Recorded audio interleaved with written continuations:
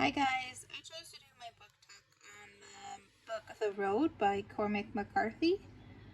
This book was pretty interesting. It's a book about a man and his wife and his son. It's kind of written in his wife's perspective before or after she commits suicide. And it's like her projection of what their life is going to be like without her present. The story is in large part about humility and remaining true to your values no matter how bad the world gets. There's a lot of cannibalism and pretty graphic content in this book. Um, you have to kind of pay attention a lot because it's all about like the world distorted and like living in a pretty horrible time where everybody's kind of out for each other and there's kind of like no holds. Everybody's losing sense of their values and morality, and this Eli and his son are among the very few who remain true and stick to their values throughout the whole book. Toward the end of the novel, Eli and his son reach the top of this hill with just their grocery cart of belongings when the man comes to steal this cart from them. Eli is kind of at the end of his wits, so to speak. He's definitely like lost all hope in humanity, and he is just reaching out for revenge. Like he wants to kill the guy who's taking the last pieces that he has left of for him and his son. When his son tells him to stop, he reminds him of all the good that he's taught him thus far and reminds him to be true to what they believe is right and to act on their moral duty. So he gives them, this man that was stealing from him, his clothes that he had in his car and some canned goods when they had very little to begin with. It was kind of a real turning point in the book because it gives you a really deep look at how far morality goes and how it keeps the virtues alive. I found a big contrast here with the divine command theory and atheism. Eli is an atheist, and the book talks a lot about, or some self discovery, in that he stays true to what he believes is right.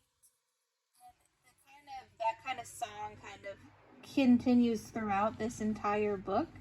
He talks a lot about like the moral values that he has and that is instilling in his son. Like there's at one point in the book there is just one can of Coke and his son wants it, and so he wants to share it, but as the Eli is like, no, you can have it, because he wants him to have like one piece of happiness. Like it's very interesting, the book, because he keeps like happiness and perseverance and gratitude alive for his son, even when it's at his own demise, because towards the end of the book he gets shot in the leg, but he doesn't let his son know that he's dying.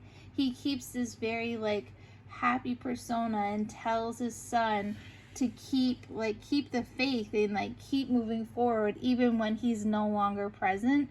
And at the end of the book, the son ends up finding a family with the same type of values that are resembled with him and his father throughout the book. The book widely discusses the lengths of humility and how deep morality lie within oneself. You find yourself making connections to both Kant's views on morality in comparison to the divine command theory, where people believe that all righteous and morally ethical decisions are made by that of the acts of God with his wills. Morality is not properly the criterion of how we make ourselves happy, but how we make ourselves worthy of happiness. is something Immanuel Kant said, and I chose this quote because it was very true to this book.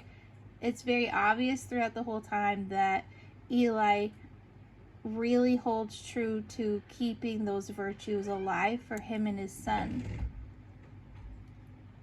One of the reasons this is relative because Kant's views are that morality is an act of duty, reason is the basis of morality, not God. Morality is something that we ought to do just because it is right, not because of the consequences that it could have. Evil cannot produce happiness. Good qualities is in human nature. You see a lot of that perspective throughout the story, as I've stated.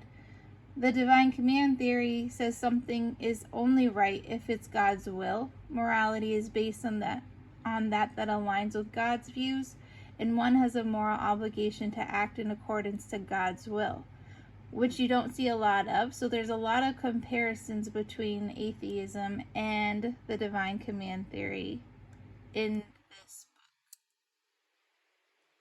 Some of my citations, and I think that's it.